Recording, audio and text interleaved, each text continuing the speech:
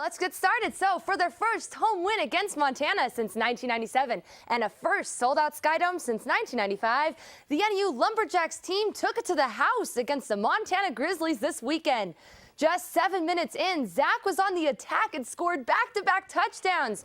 Bowman finished with 118 yards and 21 carries and thinks the offensive line really stepped up their game. I mean, playing a team like Montana, you got to keep your composure, but I went to high school with Kyron, so, I knew he had it in him, and it didn't really surprise me.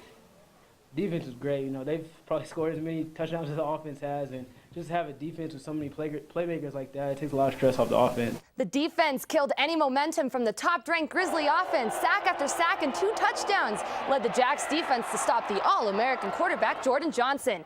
NAU sophomore quarterback Kyron Poe had his best game of the season, completing 22 of 30 passes and 242 yards. Poe credits his offensive line. Coach Jerome Sowers was impressed by both the offense and the defense and thinks this win is one for the record books. Our football program, I thought our coaching staff prepared our team very well. Today was a team win. I thought we had production in the offense, defense, and I'm just really excited about where we are. Flagstaff Eagles played host to the Sabino Sabercats in a ridiculously high-scoring game that totaled 70 points in the second half. Sabino ran Flagstaff all over the field, had 100 yards more than Flag, and left the Eagles trailing by 21 points in the second until a connected TD pass by Kyle Wilson to Dylan Gifford put the Eagles on the board. Gifford had 2 touchdowns on the night. Wilson recorded 3 completed passes. Flagstaff fought hard in the fourth quarter and scored not 1, not 2, not even 3, but 4 touchdowns to throw off the Sabercat defense. But this wouldn't be enough, as the Sabercats would take this one 65-32. Flagstaff is on the road again against Mingus. We're going to keep in high school football. The Coconino Panthers hosted the Kingman Bulldogs for Friday Night Lights and had the game going their way until about the third quarter.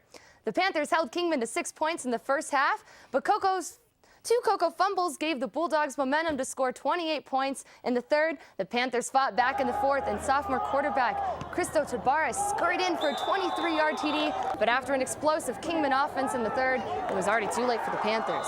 The Bulldogs would take this one 34-21. Coconino hosts Bradshaw Mountain on Friday. Well, moving over to NAU soccer. The team kicked off Big Sky play this weekend with a double overtime 3-2 win on the road against Southern Utah. Senior goalkeeper Lauren Weaver was solid at the net with 9 saves. Freshman Lindsay Doyle tied the game up with her 3rd goal of the season, but sophomore Nicole Sherwin scored the game-winning goal with just 2 minutes left to take it all. The Jacks are at home again this weekend, taking on Weber State and Idaho State. Over on the court, the NAU volleyball team suffered their first Big Sky loss of the season in 4 sets against Sacramento State. 15 service errors and a lower hitting percentage left the Jacks short in this game.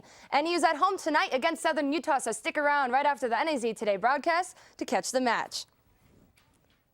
Well, moving over to professional football, the Arizona Cardinals were on the road this weekend in Tampa Bay playing the Buccaneers. Let's go ahead and head into that game where rookie quarterback Mike Glennon is making his debut for Tampa Bay and is going to lead his team out of the tunnel. First quarter, 3rd and 3 for the Bucs, and Glennon will complete the pass to Mike Williams to put the first points on the board. There he is again, Mike Glennon getting ready to prep up his team, his first start for the Bucs. Heading into it, first quarter, 3rd and 3 for the Bucs, and Glennon completes the pass to Mike Williams to put the first points on the board. The score will now be 7-0 Tampa Bay. First quarter, 2nd and 6. First quarter, 2nd and 6. Glennon looking for Vincent Jackson is packed off by Patrick Peterson. The Cards will take over on downs. 3rd and 3. For the Bucs, and Glennon completes the pass to Mike Williams to put the first points on the boards. The score 7-0 Tampa Bay.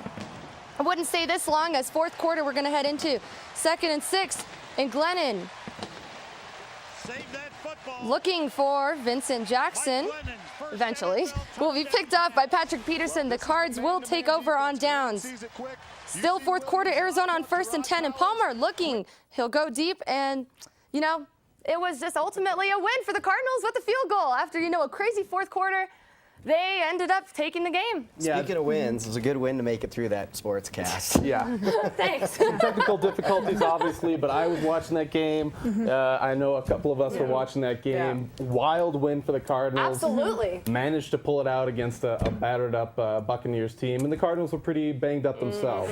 Mike Lennon, I mean, his debut start, 2 picks. Patrick Peterson was not having it. Right. So. But they run their record to 2-2. They're looking pretty good going into Same with the Jacks' next big win, week. too. That's right. Yeah. Montana, Great win for the Jacks. Yeah. always big. Absolutely. I know we didn't get it, but also baseball wrapped up the season. Yep. They Against won the Nationals. yesterday, but they ended up with a record 81-81, exactly like last 500. year. So So.